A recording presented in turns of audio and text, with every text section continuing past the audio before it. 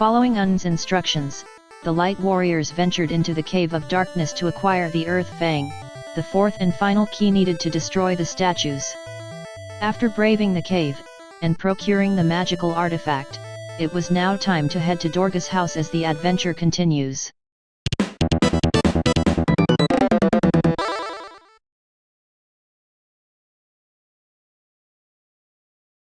Okay, here we are back at Salonia. Our next destination that we're supposed to be going to is back to Dorga's house, which is off on wherever. But before doing that, I want to attempt this optional dungeon. There's not much in regards to rewards here, but I still want to attempt it, the Salonia Catacombs. Let us go forth and see if we can actually do this. There are some rewards, maybe. I don't remember what kinds of equipment we might find down here. Oh no! Cyclopses! As opposed to Cyclopses, you see. These guys are different. Totally different. Fire your arrows, slice them up.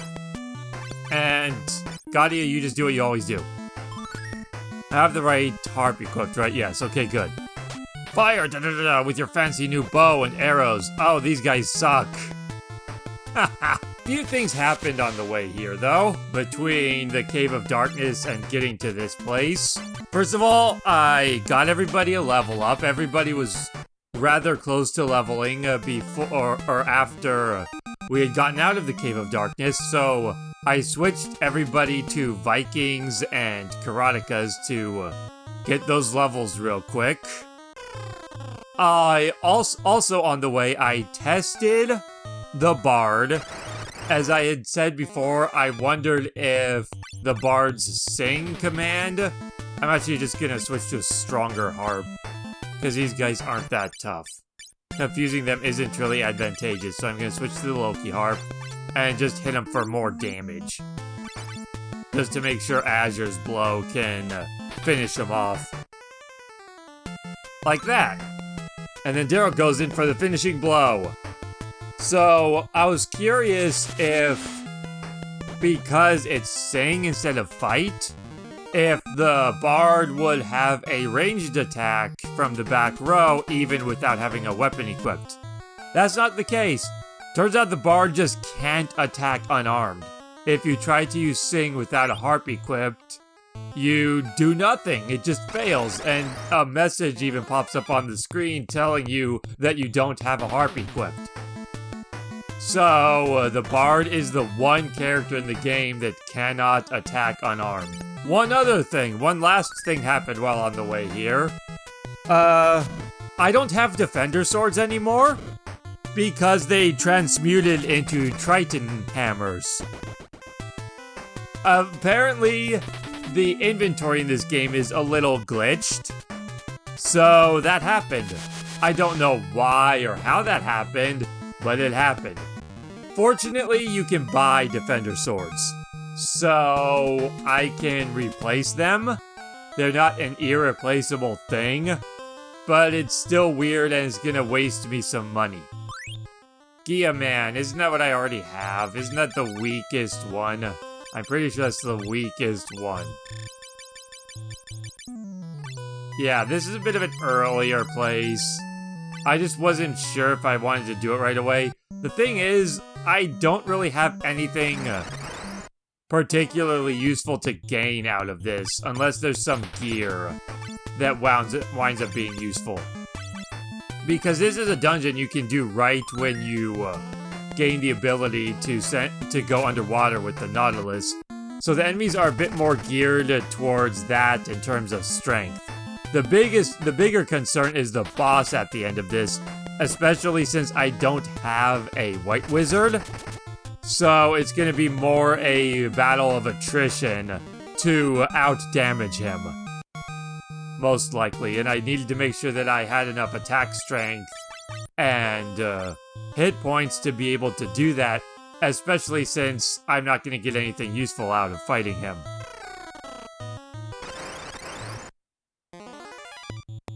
So I wanted to hold off on doing it until I was a little bit more prepared, you could say.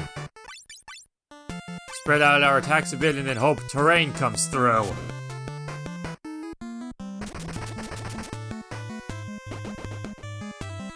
Gatai is now dual-wielding swords because the Mystic Knight is a bit more of a glass cannon than the Knight is.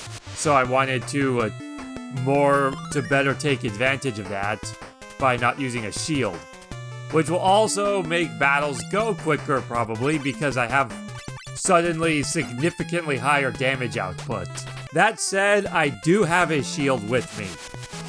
I have the Genji shield in my inventory just in case I do need it. Just in case Gatai does wind up in a situation where I need him to just survive or take less damage as opposed to dealing more damage. Oh no, the elixir is guarded by a human-faced snake. Destroy it! It shouldn't be too difficult, but it is a back attack, so let's do things right. Switch to the Lamia Harp, and then confuse it while everybody else gets into position. Daryl, cover for us with your music! You did it, even though it didn't matter because the enemy went before you.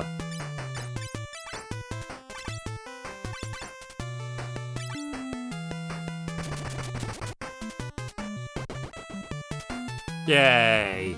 Not very tough for a trashy enemy, especially one guarding an elixir. Daryl skill up, Gatai skill, but that's okay. Phoenix down, a monster appeared! Oh no, now it's this thing, and I didn't fix my formation.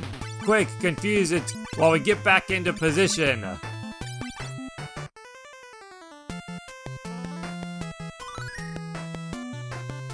Alright, good, and this time you did it right.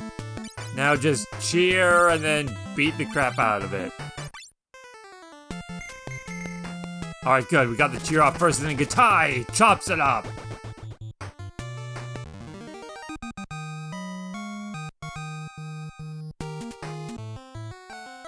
Elixir, a monster appeared. Dang it, why? Same strat. You know what? Screw it. This thing's weak as hell. Just switch back over to the Loki harp and then just everybody beat the crap out of it.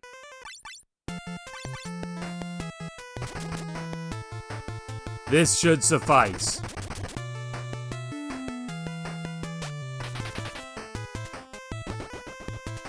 There. That's much more efficient. And I think all of these chests are just the same thing. Just elixirs and phoenix downs guarded by these guys. So we can just rush through all this. Azure skill up, Guardia skill up. And that's that. Now let's head back this way. And up these stairs that look super important. As evidenced by being guarded by these things. Let's defeat them. First strike! Chunk! Or thunk, rather. Thunk is a much better arrow onomatopoeia than chunk. Victory! Daryl skill up, Gatai skill up. We got more skill levels, but how's our normal levels looking? We're getting close to levels. And thanks to the Cave of Darkness, we have plenty of capacity for it. Hello, good sir. We are in Salonia Castle. We were already over there before. But now this guy awaits us. Let's heal first. And we're as ready as we're gonna be. Hello, good sir. Who dares wake me from my peaceful slumber? Rah! And now we must fight Odin. The first appearance of Odin in the series. Daryl, cheer us on. Azure. Double check just to make sure you have sufficient arrows. You have 7. That should be enough. I don't think I would survive that long anyway. And Guardia terrain. Dunk. Oh, good dodge, Azure. Chop him up. Let's get one cheer off. Earthquake. Let's get one cheer off and then all-out offense.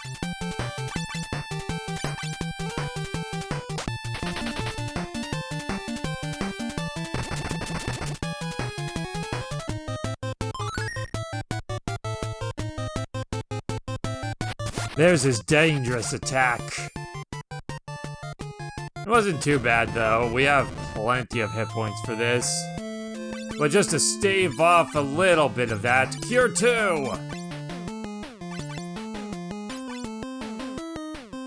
Oh, he did it again! We just gotta outrace that.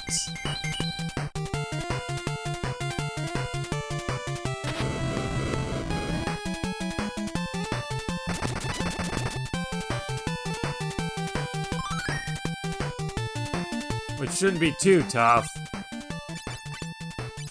One more Cure 2. Try to just keep us out of death range. Alright, we did it! We defeated Odin!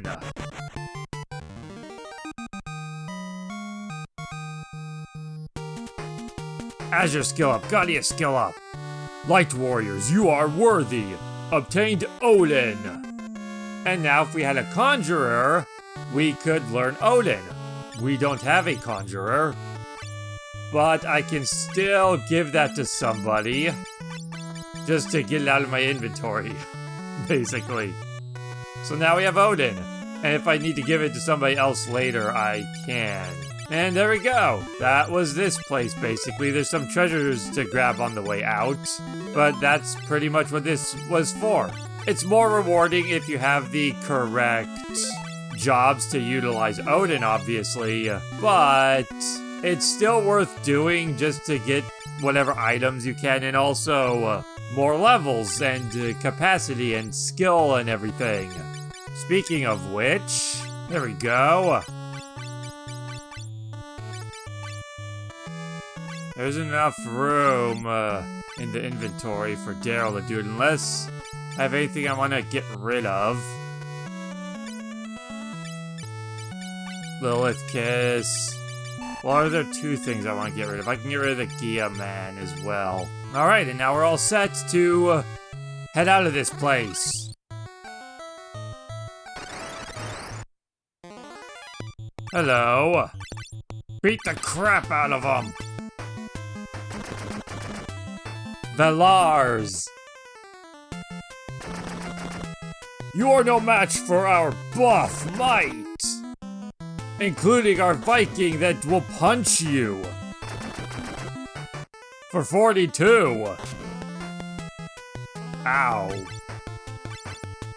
Keep the assault going. Alright, we did it. That was one fight down. Daryl level up, Azure level up, Gatai level up, Gaudia skill up, but not level up. Which means, quick, give him all the stuff. Unequip the Protect ring and the Chakra hat. Wait, he can't equip the Chakra hat. That's okay. The Protect ring will suffice. Also, the Reflect mail is better. And now, let's start getting people back to their jobs. I think Monk can become Bard for cheaper. Yes. Monk and then Bard. And now let's get your stuff back on and just go through this while re-equipping everybody. You can get back to Hunter for nice and free. This is one reason why I think the capacity points are important.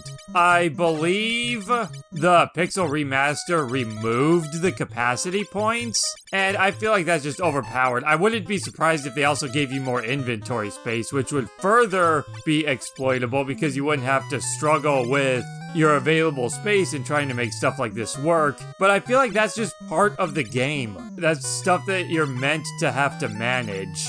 And without that, I don't know, I just don't feel like it works as well, so to speak. Because if you didn't have capacity points, and you weren't restricted by their availability, or if you had more inventory space, then you could just so much more easily switch everybody to Karatikas or Vikings right before leveling up, and then switch back to their other jobs without any consequences. Or without any inability, you could just do it. There would never be a situation where you'd have to ask yourself, can I do this? Is this worth doing? And how do I want to manage it? And I feel like that's part of the game. Part of the game's balance or just intended design. But if you don't have that, then if you don't have those restrictions, then these mechanics become too exploitable. I feel like the capacity points and the inventory space both play into keeping it from being too exploitable, because you have those restrictions that you have to work within and strategize around.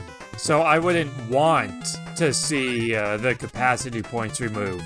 And I can see some people finding the capacity points annoying, but if you're not utilizing them like this, switching your jobs around to get more hit points when you level, then you're going to have more than enough capacity points, so their existence isn't going to matter to you anyway. And if you are playing like this, then you can just, again, they're too exploitable if you're playing like this, because you can just always maximize your gains without any problems, without needing to consider your options at all. You can just do it. And then there's no longer any sort of cost for maximizing your characters, or needing to stop and ask yourself, okay, I only have this much capacity.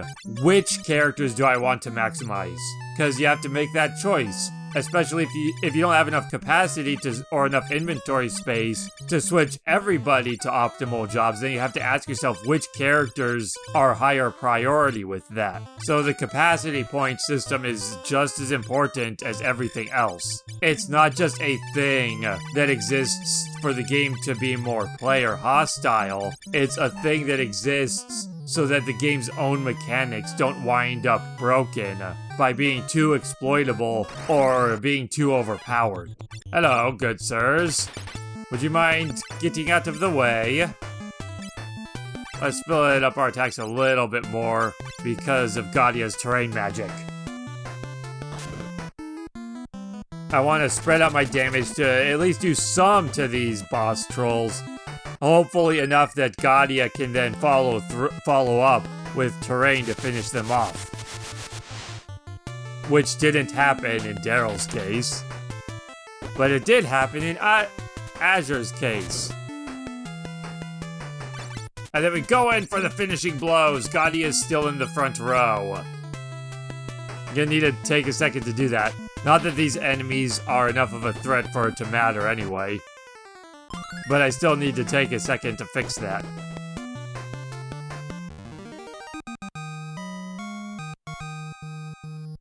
Found a high potion. Another thing with the capacity being removed is you're not getting as much from the battles. Having the capacity points in addition to money and experience is just another reward you're getting from your fights, making the fights feel a little bit more worthwhile to be doing, especially if you're in an earlier dungeon or one that doesn't give much experience, like the Cave of Darkness. You don't get much experience from that. You get money, but you don't get much experience. But another thing that makes those battles more worthwhile, especially with how frustrating that dungeon can be if you're not properly equipped, is the capacity. Going in there, I got so much capacity, especially in combination with how little experience I was getting, that it really set me up for making my characters stronger during these later parts of the game, which I wouldn't have if there were no capacity points. And yes, then I just wouldn't have to worry about it, but it would have made the Cave of Darkness in particular feel more frustrating and more annoying to get through, because there's less of a reward and a payoff for the fights, making them all the more tedious, rather than feeling like a worthwhile thing to do, especially since you can't run from battles in that particular dungeon, to my knowledge. And that all just goes back to how I feel like I've seen a lot of people wanting or doing things to fix this game, when I just don't feel like it needs to be fixed, aside from bugs being repaired, such as that particular one that happened, which turned my swords into hammers. And that can be really bad too. I actually looked into it. I was like, is that actually a commonly known bug? And I looked into it, and I actually saw somebody on Reddit talking about how they had that happen with the Silk's Key, which is a key item required to beat the game. But then they went into their inventory, and because of the inventory glitch, it was just gone. Maybe it had turned into another item like in my case, and they just didn't notice what it had turned into, or didn't register that that's what happened, but the item was just gone and they couldn't beat the game. According to the posts, they did get through it. I think they said they just used a cheat code to get themselves the item back. But that's a thing that would be good to see fixed, or whatever. That would be a good change to the game, is making it more functional. I don't know, I just don't feel... I feel like I'm just not a fan of games being tweaked like that, unless it's a complete remake from the ground up. If it's a remake from the ground up, then great. Add new interesting things, because by remaking the game from the ground up, you can also design the game to compensate for those changes at its core. Whereas if all you do is update things but don't really change the game around those updates, then it winds up feeling like all you're really doing is just breaking the game. Because you're giving the player these options and these abilities and whatever that the game itself at its core isn't fundamentally designed to handle. You're suddenly having these advantages that the game's challenges were not programmed around. So now suddenly you're doing these things and the game doesn't have an answer for them. Whereas in this case, the game does have an answer for what I'm doing because it's designed around that. Since that's all natural mechanics that the game was built to expect, rather than new things that it can't be expected to compensate or handle or whatever. And that's why I would rather just play these original games than mess with things like the pixel remasters. Whereas I'd be more okay with something like the 3D remakes of Final Fantasy 3 and 4 because those are full-on remakes. Yes, they change things and they add stuff, but since the entire games are rebuilt from the ground up, enemies and challenges and all that are built to compensate for the new tools that are presented to the player. I don't even need to be here. I have a Chocobo and Inn and all that stuff on the Invincible, which I can just, yeah, and the Invincible's right here. I can just do all that stuff for free. I also have some stuff to sell from those catacombs. Sell! Gaia shirt, reflect armor, Aegis shield. Yeah. Golems? Yes. Okay. We basically just got some money, an extra level, and, Odin, which we're not able to use. So that's what that amounted to. Pretty much just money and experience. Let's organize our stuff, because from what little I did see, I think the inventory glitch is caused by having blank spaces in your inventory. So maybe that can prevent it, maybe it can't, but being aware of that, I want to try to keep my inventory a bit more organized, rather than having gaps between items. At least as much as possible and as much as I can think to bother to do that. Let us rest on our ship. And then we need to go back and once again board the Nautilus. Because the Nautilus is necessary to reach Dorga's house. The Invincible is not fast enough nor aerodynamic enough to penetrate the winds outside of Dorga's house. So we do need the Nautilus for this. Which I kind of like. I like how, yes, the Invincible is just the better airship, but I like how it doesn't outright replace the Nautilus. I enjoy that even after you get the Invincible, there are still uses for the Nautilus. Whereas I feel like in a lot of other RPGs, it would be like, once you get the new airship, you don't need the old airship anymore. The new one's just better. Making the old one now useless. I like how they were able to avoid that by giving the old airship a couple uses still. Or at least one. This is the only thing that you need. This is the only mandatory thing after you get the Invincible that requires the Nautilus. But there's still a couple side quests that require it as well if you haven't yet done those. Namely when it comes to anything that's underwater for bonus dungeons and whatnot. As your skill up. Let's replenish your arrows real quick, Azure. We still have plenty. We'll have to buy more eventually, but for now, we've got plenty of arrows. Alright, and into Dorga's house. Dorga's house. Come this way! Oon and I have prepared something for you. Come what way? Ah! Oh no, lights! Wow, wow, wow, wow, wow. Dorga's cave.